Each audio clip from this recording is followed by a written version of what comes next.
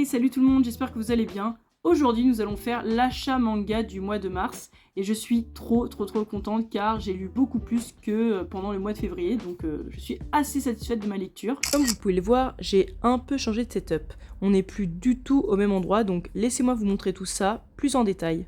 Que je vous explique, donc là ça va être mon setup, alors il est pas du tout terminé, mais maintenant j'ai un petit bureau, une petite table, une petite chaise, très cosy. Là bien sûr ça va être les achats manga que je vais vous montrer, mais je veux pas trop vous spoiler. Tout ça, ça va changer de place. Non, je vais pas vendre Détective Conan, ne vous inquiétez pas. Tout ça, ça va changer de place et ça va se retrouver là-bas. Vous voyez, j'ai tout enlevé. En fait, ici, j'ai pratiquement tout vendu. Et après, il y en a que j'ai recalé par-ci, par-là. Donc ça, pour l'instant, ça ne bouge pas. Hein, ça reste ici. J'ai un petit collet Vinted encore pour mes achats. Là, j'ai regroupé toutes mes figurines ici. Il faudra que je les trie, que je les change. Voilà, maintenant, vous savez tout à propos de ce fameux setup. J'ai juste trop hâte, car effectivement, ce n'est que le début. En plus, j'ai un très bon ami à moi qui m'a donné un micro pour mes vidéos, donc ça aussi j'ai très hâte de l'utiliser. Alors pour cette vidéo je ne vais pas le mettre en place parce que j'ai beaucoup de choses à faire aujourd'hui, donc pour l'installer c'est un peu compliqué pour ce jour là, mais en tout cas certainement pour la prochaine vidéo il sera présent, donc ça aussi j'ai qu'une hâte, c'est d'utiliser. J'ai tellement de projets mais pour l'instant je ne peux pas vous en parler, je vous en parlerai en temps et en heure. Sans plus tarder, nous allons voir les achats manga du mois de mars. C'est parti!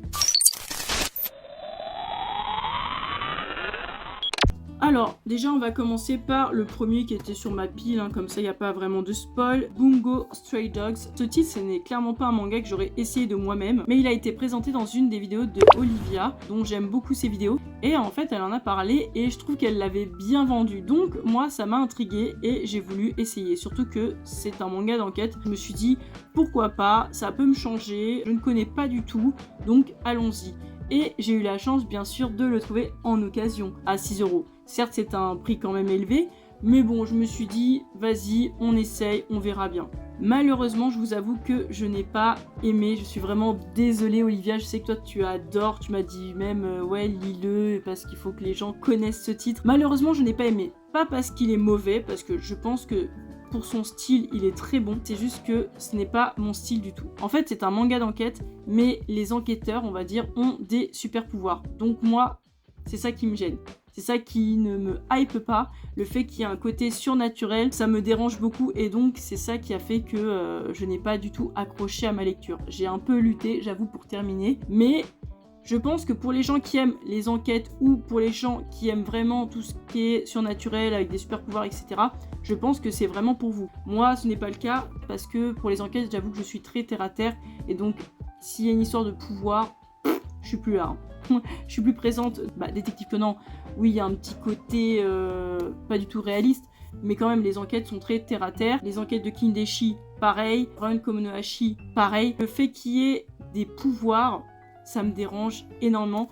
Et le dessin, malgré qu'il soit pas mal, me dérange un petit peu. Alors, je ne saurais pas vous dire pourquoi. Je pense que c'est parce que j'ai eu du mal par moment à différencier certains personnages. Et je pense que dès le début, en fait, il y en a beaucoup. Voilà, pour moi, c'est juste ça. Malgré qu'il soit quand même charismatique, hein, mais c'est vrai que pour moi, c'est un peu trop pour un tome 1. Mais je vous le conseille quand même. Ensuite, on va continuer sur cette lancée de déception, le tome 2 de Lilyman. Alors là, clairement, je n'ai pas du tout accroché. Pourtant, le tome 1, j'ai adoré, vraiment. Je trouvais que c'était super.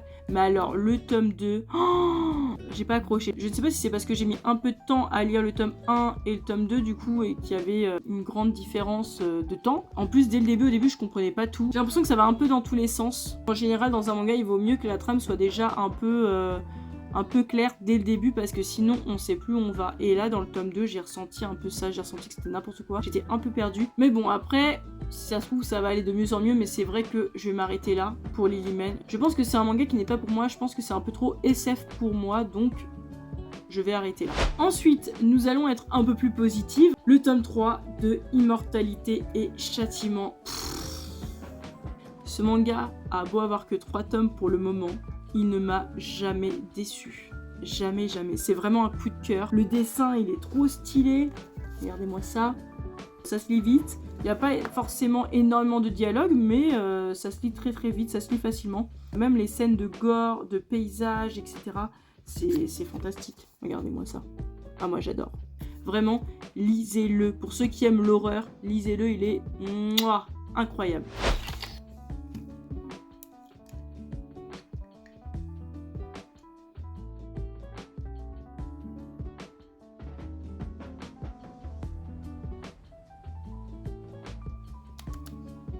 Ensuite, j'ai lu le tome 7, 8, 9, 10, 11, 12 et 13 de Windbreaker. Comment vous dire que j'adore. J'adore. Un vrai coup de cœur. Je pense que c'est clairement mon coup de cœur de 2025 pour l'instant. Je pense que je vais en avoir plusieurs. Hein. L'année ne fait que commencer, même si nous sommes quand même en avril. Mais il fait partie de mes coups de cœur 2025. Comment vous dire que ce Furio est juste incroyable. Ça me rappelle les mangas que je lisais quand j'étais beaucoup plus jeune. Donc oui, ça me fait trop plaisir. Ma sœur avait raison. Hâte de lire la suite, hâte de voir la saison 2 de l'animé. J'attends aussi d'avoir un jour des merch de Windbreaker parce que ce manga il est juste trop bien. Ensuite, j'ai lu le tome 1 de The Summer Hikaru Died. Alors ça, je suis trop contente parce que depuis le temps qu'il est dans ma liste, depuis le temps que je voulais le lire, en plus trouvé en occasion, donc je suis vraiment heureuse. Je suis pas déçue, j'ai adoré ma lecture, c'est hyper glauque. En fait, c'est l'histoire de Hikaru et Yoshiki qui sont deux amis d'enfance, qui sont même deux amis très proches. Et un jour, Hikaru, donc lui, il meurt dans des circonstances un peu mystérieuses, on n'en sait pas plus que ça. Sauf qu'un jour, Hikaru, il revient un peu à la charge voir son meilleur pote. Et en fait, il se trouve qu'il agit vraiment bizarrement, il y a quelque chose comme un parasite qui s'est mis dans son corps et qui le possède. Donc on voit qu'il a quand même les mêmes souvenirs que Hikaru, qui va répondre comme Hikaru, qui va faire des trucs comme Hikaru quand il était vivant, mais avec des attitudes quand même très étranges. On ne sait pas comment il est mort, mais en même temps on ne sait pas non plus quel est ce genre de parasite, surtout que depuis qu'il est dans son corps, il se passe des choses très étranges dans cette ville.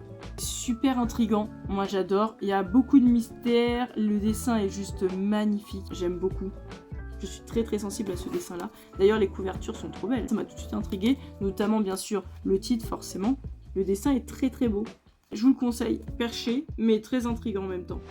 Ensuite j'ai pris le tome 13 de Oshinoko. Alors toujours aussi bien. On avance de plus en plus dans l'histoire. Donc en vrai je me tâte à prendre le tome 14. Parce que au bout d'un moment je trouvais que ça tournait un petit peu en rond. Qu'on n'avançait pas. Mais c'est vrai que comme on arrive vers les derniers, je sais qu'on avance quand même. Je commence un petit peu à me lasser de Oshinoko, j'avoue. Donc à voir si je me prends par la suite le tome 14. Mais ce qui n'empêche pas que ça reste un très bon manga. Donc bien évidemment, je vous le conseille. Ensuite, j'ai pris le tome 6, 7 et 8 de Ron Komonohashi, les Ranger Detective, toujours aussi bien. Regardez-moi les couvertures, elles sont incroyables. Honnêtement, quand j'ai été intriguée par ce manga, c'est uniquement grâce à cette couverture. Je la trouvais juste magnifique. Donc je me suis dit, oh, en plus c'est détective, donc ça doit être des enquêtes, donc il faut que je m'informe. Et donc j'ai trop aimé. Donc vraiment le tome 6, la couverture est magnifique comme d'habitude. Le tome 7 aussi, incroyable. Le tome 8, n'en parlons pas. Ron Komonohashi, je valide forcément comme d'habitude et j'aime toujours autant. Je trouve que l'histoire elle est prenante, je trouve que ça se suit bien et on a toujours envie de connaître la suite. Ensuite, j'ai lu le tome 6 de Excuse Me Dentist It's Touching Me, toujours aussi drôle. Il n'y a pas vraiment d'autres adjectifs qui pourraient le qualifier, mais il est toujours drôle. Moi j'aime beaucoup, toujours autant de quiproquos, de sous-entendus. C'est mignon et on sent quand même qu'on se rapproche doucement de la fin, que j'espère un jour on aura, parce que c'est en 8 tomes et on attend toujours le tome 8. J'espère que Soleil Manga, vous le sortirez très bientôt, hein, parce que moi je suis pressée et on attend. Alors j'ai lu aussi La Maison des Horreurs, qui est un one-shot, donc je l'ai lu sur Manga.io en toute légalité, bien évidemment. Honnêtement, j'ai bien aimé, c'est un one-shot qui regroupe plusieurs histoires d'horreur différentes, et c'est assez cool parce que c'est de plusieurs mangakas différents, donc on découvre aussi plusieurs graphismes différents. C'est assez varié, les histoires ne se ressemblent pas toutes, même s'il y a des histoires sur la beauté, sur la jalousie, etc. C'est assez stylé et il y a des histoires aussi un peu gore. Le dessin fait très ancien également, très années 70, etc. Donc moi j'aime beaucoup. On dirait un petit peu du Kazuo Umezu, donc forcément comme c'est mon mangaka préféré, je le conseille pour ceux qui aiment l'horreur, c'est sympathique. Ensuite j'ai lu le tome 8 et 9 de Aoi Gen, donc le manga dont j'ai parlé dans ma vidéo précédente. Pour ceux qui le savent, c'est un manga bien sûr qui n'est pas sorti en France, donc c'est pour ça que je ne peux pas vous le montrer en physique, mais je l'ai lu quand même et franchement j'ai adoré. Et j'ai oublié de vous dire une petite anecdote sur ce manga. Le titre c'est Aoi Gen, mais ma copine a fait ChatGPT pour un petit peu voir la traduction en français, en tout cas en français comment ça donnerait, et le titre me termine, mon amant tyrannique. Alors ça me détruit. Bref, en tout cas, voilà, c'est une petite anecdote comme ça. Mais tout ça pour dire que Aoi Gen, c'est vraiment pas mal. Si vous aimez tout ce qui est amour toxique, si vous aimez les agressions, les abus, allez-y. Voilà, si vous êtes aussi des psychopathes comme moi, n'hésitez pas. C'est un manga qui est sorti il y a très très longtemps. Donc du coup, le lire avec toutes ces scènes-là, c'est intéressant et c'est vrai que ça choque. Ça choque pas mal, c'est très très bien. Ensuite, j'ai lu le tome 7 de Kindergarten Wars. Coup de cœur, c'est même ma licence préférée de chez Kiyun. C'est juste trop drôle. C'est vraiment good vibes, c'est vraiment léger et sans prise de tête. Et je trouve que quand on lit du seinen, vraiment quand tu lis du Kindergarten Wars, ça calme un petit peu, ça t'adoucit, c'est ça aussi que je recherche. Vraiment, Kiyun, vous avez fait du bon boulot, hein. Je le dirai jamais assez, mais j'adore. Alors ensuite, dernier achat, dernière lecture pour ce mois de mars, ce n'est autre que le tome 1 de Brave Bale. Coup de cœur. Je pensais pas, je me suis tâtée, il était déjà dans ma liste avant même qu'il sorte. Bien évidemment, je l'ai trouvé en occasion à 5,50€, je fais des très très bonnes affaires. Et en fait, j'adore. Vraiment, il n'y a rien à redire, il est super. En tout cas, le tome 1 est super, donc j'espère que le tome 2 sera au même niveau. Il y a de l'intrigue, il y a du meurtre, vraiment... J'adore. En gros, c'est l'histoire de Soji qui est un lycéen, on ne peut plus ordinaire à vue d'œil, qui est très intelligent, etc. Mais qui a quand même une particularité, c'est qu'il fait partie d'une famille de Yakuza. Donc son père est le chef des Yakuza et il vit avec lui. Donc bien sûr, il y a tout un clan Yakuza qui est à ses ordres, etc. qui est censé même le protéger. Sauf qu'un jour, en partant au lycée, il reçoit un appel très bizarre d'un des Yakuza qui lui dit « Ne reviens pas à la maison, il faut que tu fuis ». Donc il trouve ça bizarre et bien sûr il accourt vers chez lui et il découvre une scène effroyable où tout le clan est complètement décimé. Vraiment, tout le monde est mort, ainsi que son père malheureusement. Et donc il va essayer de mener l'enquête qui a orchestré tout ça et bien sûr de se venger. Quand on dit ça, on se dit ouais, encore une histoire de vengeance, mais je vous assure que c'est vraiment bien. En plus le dessin, moi j'aime bien. J'aime plutôt bien. Vraiment bonne surprise, n'hésitez pas à l'essayer, il est vraiment pas mal. Sur ce, nous arrivons à la fin de la vidéo, j'espère qu'elle vous aura plu. En tout cas, n'hésitez pas à lâcher un petit pouce bleu si vous avez aimé et à vous abonner pour de prochaines vidéos. Salut!